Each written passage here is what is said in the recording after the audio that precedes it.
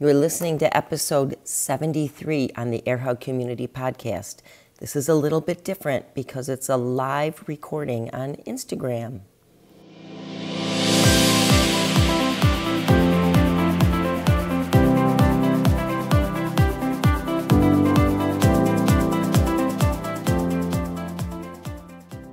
So hey, welcome back to the AirHug Community. If you're new here, this is the AirHug Community Podcast, and I created this podcast so that we could share back and forth conversations and stories about literally what makes us have a better life.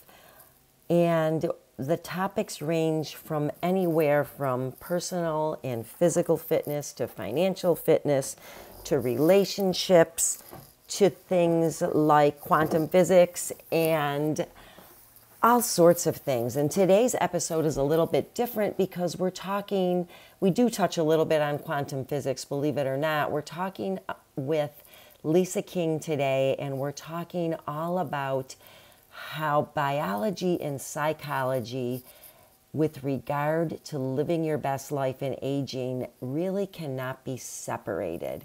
And it's a fascinating conversation. I'm so happy you're here. Keep in mind that this is a recording taken from a live that we did on Instagram together. Hello, everybody. Oh my gosh, I'm so excited to be on live. And in just a minute, my friend Lisa King is going to be joining us today. And oh, hi, Lisa, here you are. Come on in. All right, let me see view request, go live. In just a second, Lisa should be popping on, and we're going to have a great conversation. I'm so excited about it today. We're both here. Hi, Judy. How are you today? Good. How are you doing? Just catching up on a lot of different things. So it's nice to be able to connect early in the morning on Instagram. Oh, I'm super excited. Right. It is early where you are. For me, it's noontime. Yes. You look lovely. I'm here at my at-home, hat on, head down, getting mowed done thing. Well, to be honest with you, I have several videos I have to do for different products. So I thought I better get dressed and ready to go and start filming after this. So that's why I'm all ready. Normally, I was in grandma mode yesterday. I had no makeup on and pajamas most of the day. So babysitting my little granddaughter. So it's nice to get dressed up every once in a while, even if it is just to do videos. It is, right? I totally agree. I did pop on lipstick for the occasion. Okay, so the reason I invited Lisa on today, and I wanted to do this live, is Lisa posted something, I don't know, it was maybe even a couple months back, about a book by, and I can never say his name, Deepak Chopra. Mm-hmm. How do you say it? I say Deepak, but that may be incorrect. I say Deepak Chopra. Deepak Chopra. Maybe we'll just say Chopra for the rest of today. Anyway, so you were talking, you put up a brief post about the book he wrote in 1993, Ageless Body, Timeless Mind. Mm-hmm. And such an effect on me that I literally went out and bought it that day. And a lot of times I will do electronic books or audible books, but this time, mine too. Real deal. I have been writing all over this book, and it really got me to thinking a lot about how we do have some control over our destiny, I guess you could say, and not so much just our destiny, but how we manage the journey getting through life and how long we live. And this book is so interesting because it challenges conventional thinking in so many ways. Absolutely. I love books like this. And it really, after we had our little discussion behind the scenes this morning, I thought I'm actually going to read it myself. And I'm going to take notes too. But I love this type of book, anything on longevity, on mindset. And I really think this whole thing plays together. And I think what's so interesting is it was written so long ago. It was kind of really ahead of its time, but it really is just so pertinent even today. I totally think so too. And it was interesting that I was thinking he was thinking this and really putting this all together So it came out in 1993. I have no idea how long it took them to actually put this together and publish it, but holy moly. So I just want to go over a couple of the key insights, and we can stop and chat if you want about the ones that kind of maybe hit some pain points or maybe some triggers in our brain. Yeah, so, absolutely.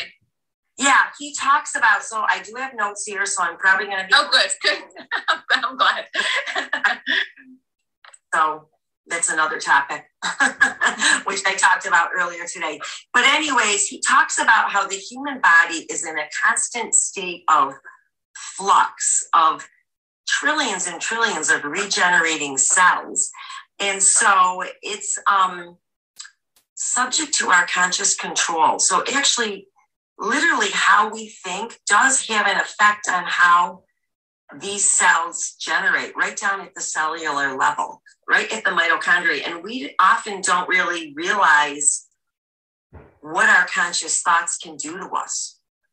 Yes, absolutely. And even not even just from a longevity standpoint, but even for myself, I was diagnosed, and a lot of my followers know, with interstitial cystitis about 29 years ago. And it wasn't until I started really changing my mindset and doing meditation. I call it meditation, but really it was just taking time every day to just slow down, relax, listen to my body. And that's when I say it was the icing on the cake of my healing process. And I was finally able to get better. But really, mindset plays such a big part in this. And I was reading a little bit of the book, skimming through it this morning, and it really talks so much about that, even just beyond saying affirmations about your health or thinking positively about your health, but even just allowing other people to influence you and having that stress from others. And it really just all plays a role in your health. So you really just have to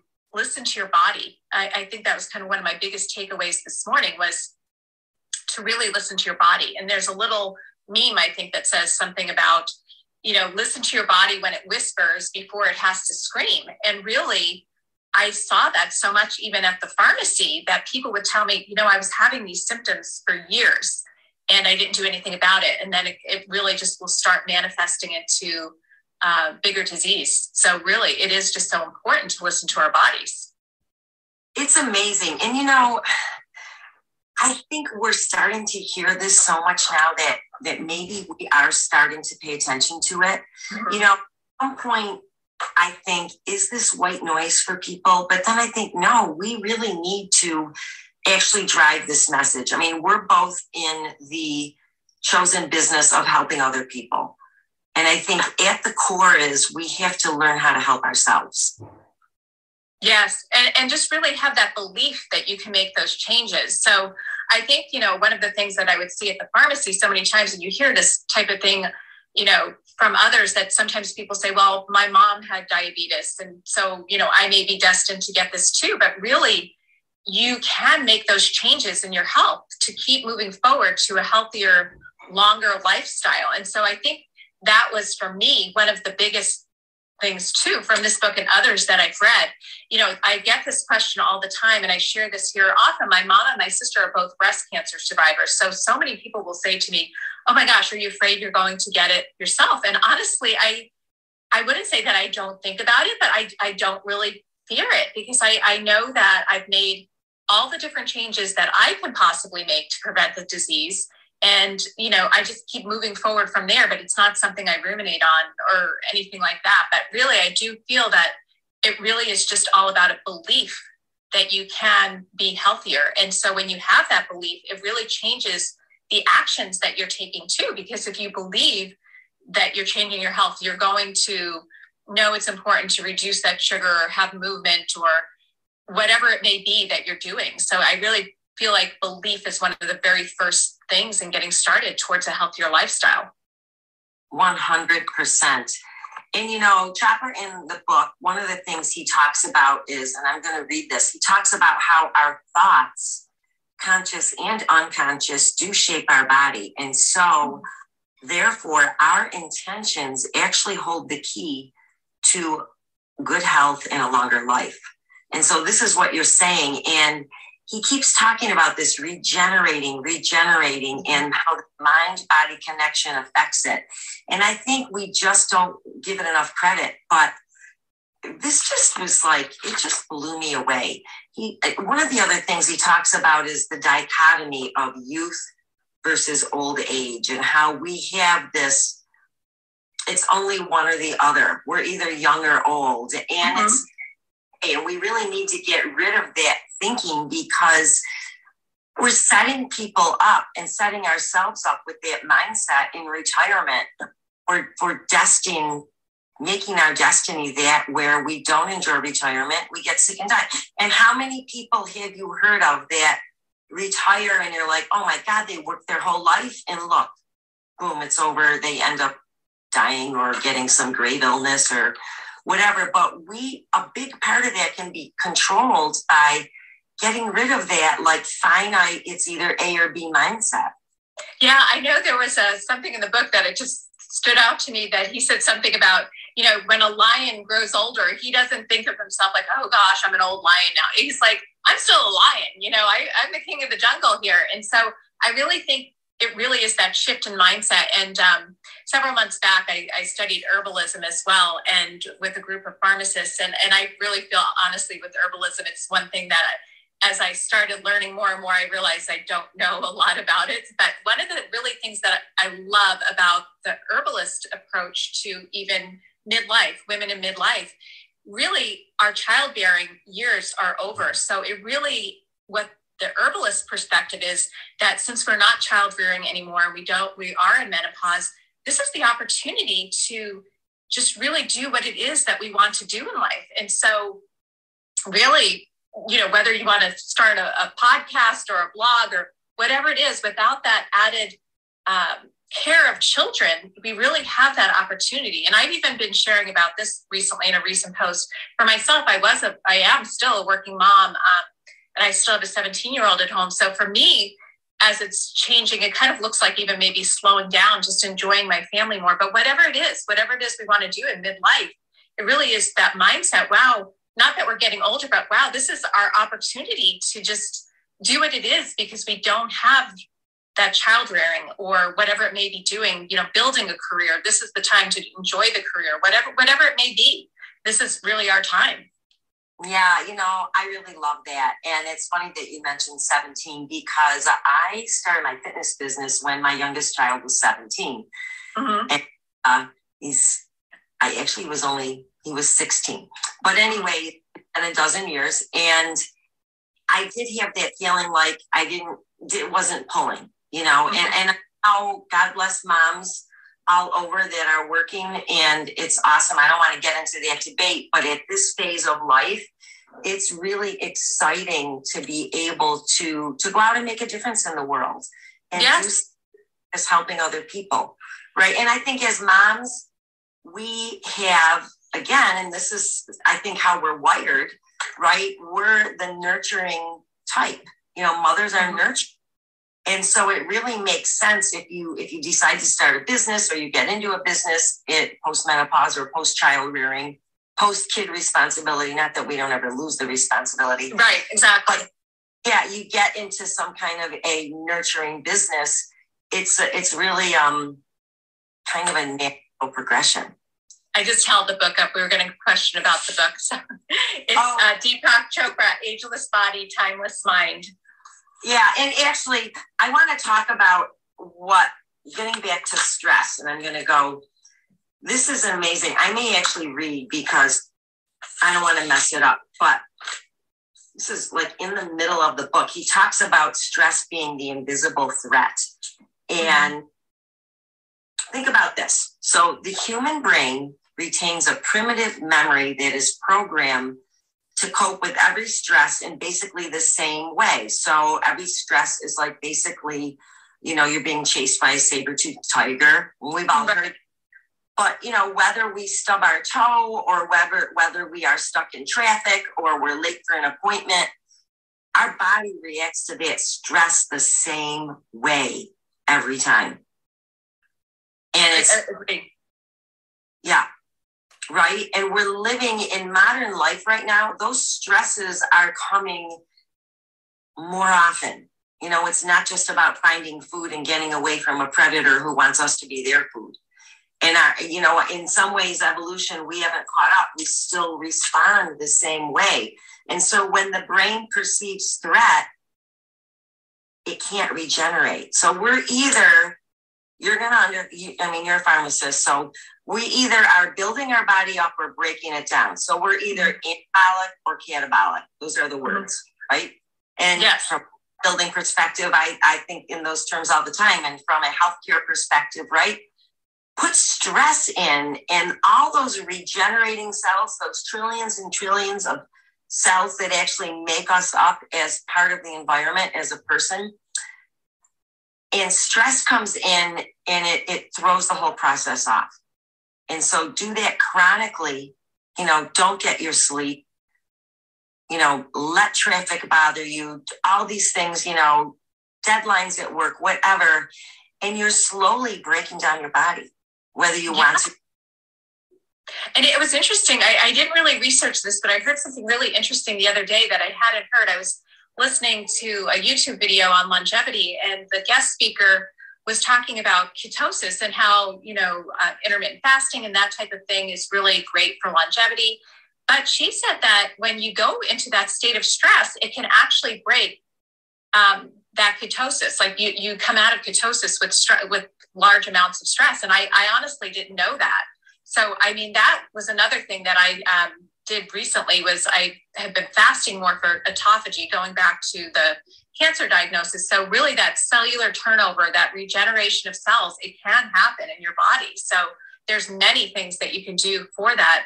And another thing that they shared on this YouTube video that I had always just heard that autophagy, which is that cellular turnover, basically the word means like eating your body. So your cells are turning over when you do the fasting, but you can also get it through just healthy eating. So that was really very, very interesting to me as well. So there's just so many things to do to go on to live that long, healthy, happy life that include, you know, from a nutritional standpoint, exercise standpoint, and that mindset standpoint as well. Yeah. You know, the three things that come to mind, and I love that you brought that up because, first of all, intermittent fasting is, I think it's very misunderstood and the term is very misused. But one of the original benefits that I read about, and I'd love to know your take on this, was the fact that you actually give your digestive system a break and you let it relax. Yes. And that was kind of one of the first reasons I started actually that has something to do with this, because I really started not eating after dinner, and then it went into longer and longer fasting after my mother-in-law's Alzheimer's diagnosis. So one thing that I didn't realize was that when you eat after dinner or eat before bedtime, you don't give your brain that time to relax and stop thinking about digestion and allow your digestive system to rest. But when you do allow that your brain to rest, you start clearing the amyloid protein from your brain that's the toxic proteins that can cause dementia, Alzheimer's. So that was when I first started. And now it's just interesting to me that I wouldn't even dream of eating after dinner. And I was what I used to call a nighttime nibbler. I would, you know, get up and just nibble after dinner or right before bed, and I didn't even know why. Or I would come home after a 12-hour shift, 8, 9 o'clock at night, and my go-to is a bowl of ice cream, which I think is just so crazy now that I've changed my lifestyle, because, one, it's eating right before bedtime, 2, it's super high in sugar, but you can change your ways. So I like to share these stories because I didn't always eat this way or, live this type of lifestyle. So it was a slow change, and really it can be very overwhelming thinking, okay, I've got to not eat after dinner, drink more water and exercise. But if you just take it one step at a time and just keep moving forward, you will make all those changes eventually. Yeah, that's really interesting. I love that you talk about how you've actually made those changes and how you've done it gradually, which I think is encouraging for so many people.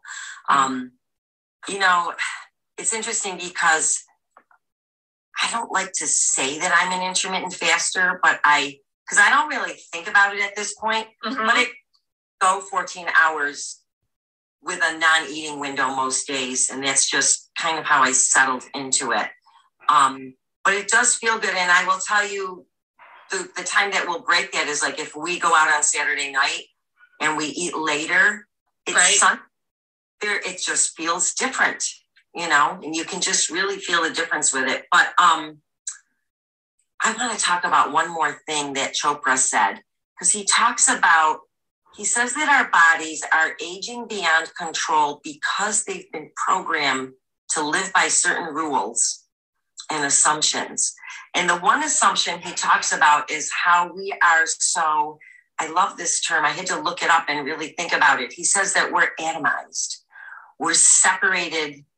We view ourselves as separated from the universe, where in fact, we're all really intertwined and affected by everything. And if you think about the ripple effect, like if you throw a stone in the water, ripples effect, I think pretty much anything that happens to even here, in our environment is going to affect us. And he says that's a big part of, we don't see it that way. We see ourselves as separate and finite versus not. And then after that, I want to talk about time, but versus actually being intertwined and affected. And I think this comes full circle when you think about just respecting our environment and taking care of where we live and having it come back to us.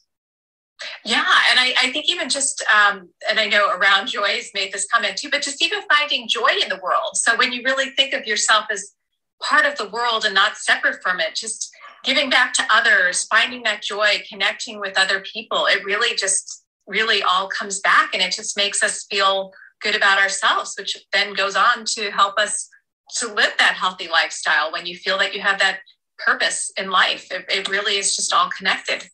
It radiates out for sure. And then the next thing he talks about, which I'm having a hard time comprehending this. He talks about time being absolute and not finite, and how there's no beginning and no end. And my mother used to say, so I get a little kind of faith here, because when I was little, I used to say to my mother, well, when was God born? Mm-hmm. And she would say, no, he always was. And I'm like, what? Right. And I still grapple with that. It's like, and I'm not preaching any religion here, but the thing, like time in general, and how are we such a tiny little microcosm of the universe, our little planet Earth? Like, doesn't it get you start to wondering, like, is there some other planet out there with intelligent life that, like, and maybe we're the primitive species? Right, exactly. Yeah, I know. It really starts to, I used to think about that kind of thing all the time when I was really like a little girl too. It just really starts boggling your mind. But I know. And so really, it's just, as we were talking about earlier, just really just giving back of yourself, taking care of yourself, for others, just so that you can be this part of this universe and just keep moving forward and having, what are you going to be remembered by, or whatever it may be. So, and wanting to be your healthiest version of yourself in order to make that impact. Yeah, I think so. And a lot of that, I think, has to do for our respect for ourselves and for others, which maybe that is covered in the book, maybe not. One of the big things is that the line in our comprehension between biology and psychology is, again, it's not atomized, it's intertwined.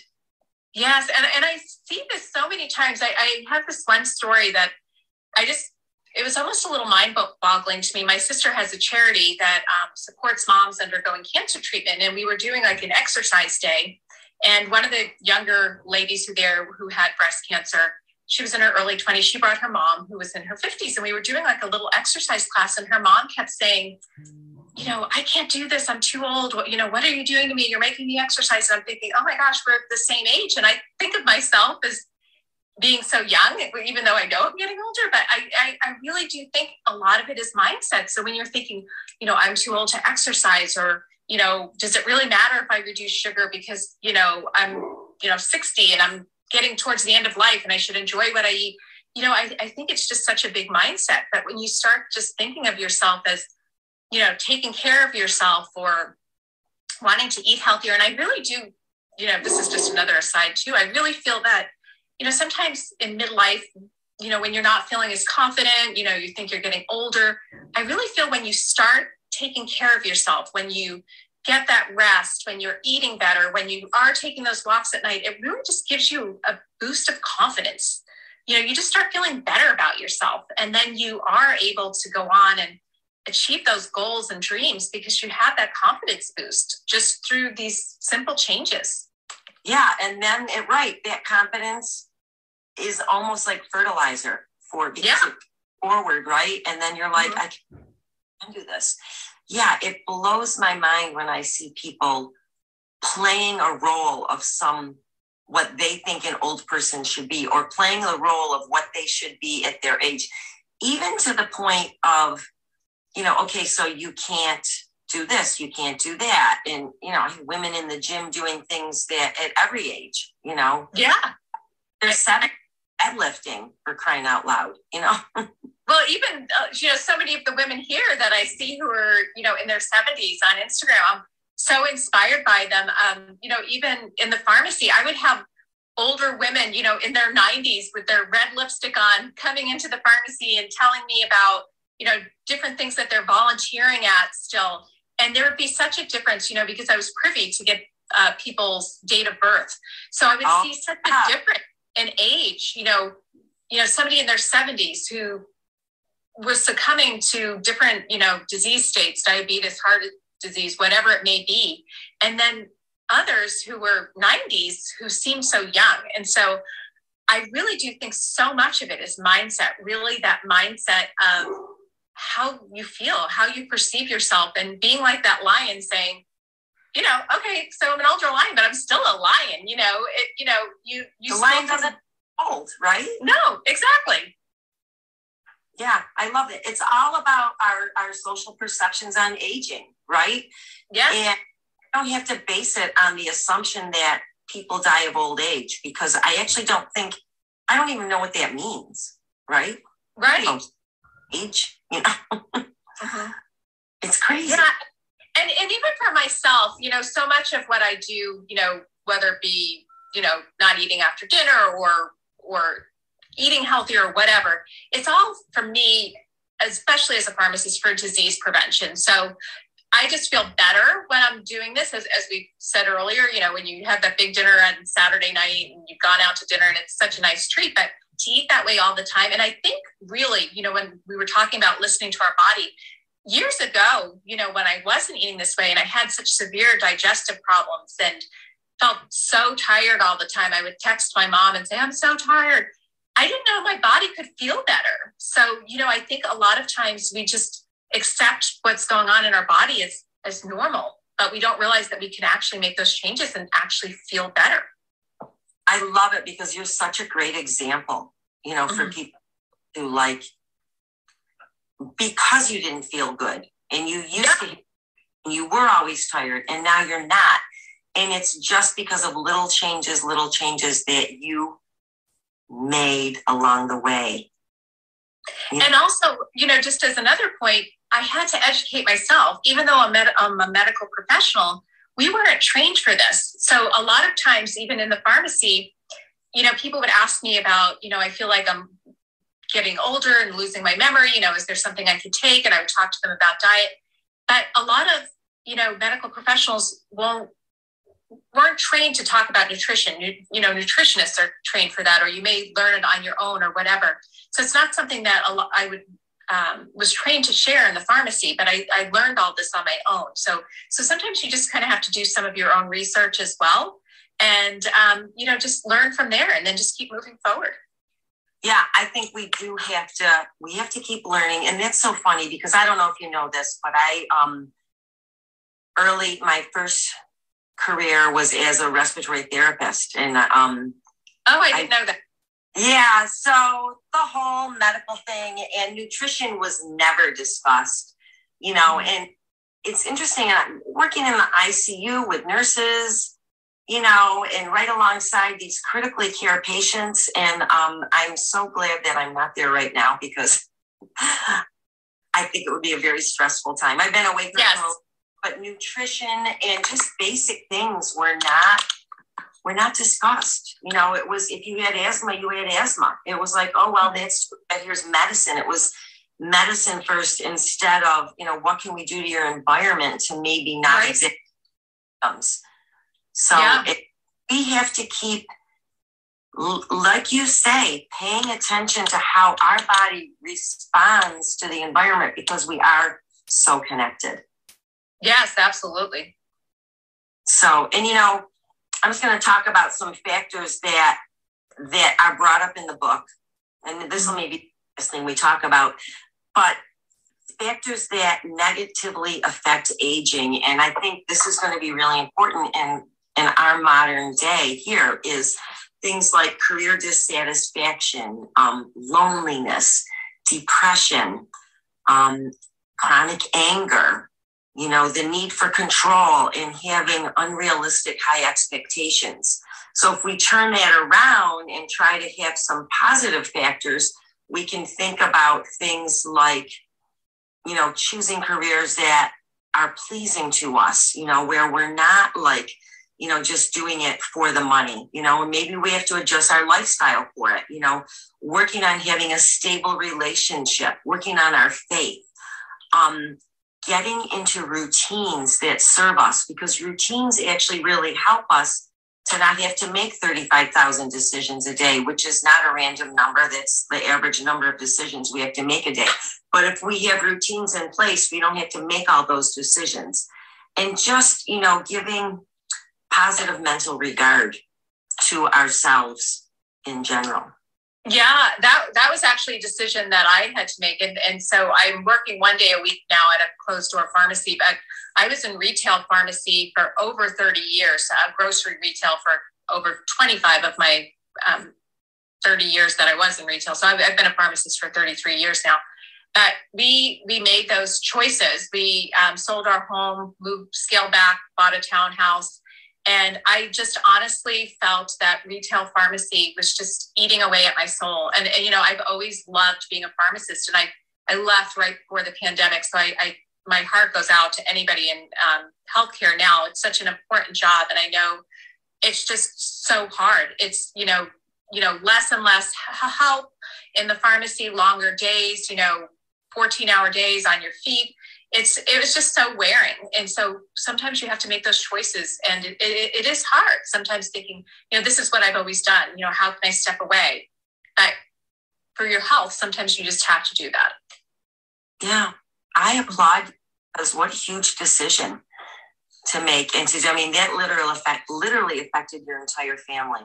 So. Yeah, but my husband was, you know, right on board with it. He knew. And I mean, I've had a very long, happy career. So it was like, okay, it's time. And I just really think it was just God's timing as well, because I literally left about 2 months before the pandemic started. So now I'm able to still have my hand in pharmacy, working at this other pharmacy one day a week and taking care of my family. And I really just want to enjoy life, be with my family, and just celebrate life. That's what it's all about. Celebrate life. Yeah. Because to quote my favorite Latino, every day above good ground is a good day. Yes, absolutely. Yeah. So anyways, wow, this has been really, I want to thank you for, first of all, bringing my attention to this book and then coming on and chatting today. This is the book. It's Deepak Chopra, Ageless Body, Timeless Mind. Now, is it coming in backwards or forwards? I can't tell. But anyways, I'm not sure. Mine might be backwards too. But you know what? Honestly, you've inspired me to kind of reread. I love all kinds of books about healing. It really is kind of my hobby to read these type of books. But really, every single book that I've ever read on healing, you know, just coming from a perspective of having a chronic illness for years ago, is always about that mind, body, spirit. They all play together. So you can be doing, you know, everything your doctor tells you to do, you know, with diet, you know, taking medication, whatever, but that mindset really plays such a big part in every part of health. Yeah, we cannot be Debbie Downers. We have to be our best cheerleader. So, yes, absolutely. Yeah. So gosh, thank you so much. This has been, I think, a really enlightening conversation. Thank you for having me. Judy. Yeah, it's my pleasure. Thanks so much. All right, guys, go out there and do something good for yourself. To challenge aging, an entire worldview must be challenged, because nothing holds more power over the body than the beliefs of the mind. And that's a direct quote from Deepak Chopra in the book, Ageless Body, Timeless Mind. Listen, guys, thank you so much for tuning in today. As always, I super appreciate lending your ear. And if this podcast meant something to you, please share it with someone that you love so that they might get some benefits as well. And also, if you can find it in your heart and take a minute of your time to post a review over on Apple Podcasts, I would be very, very grateful.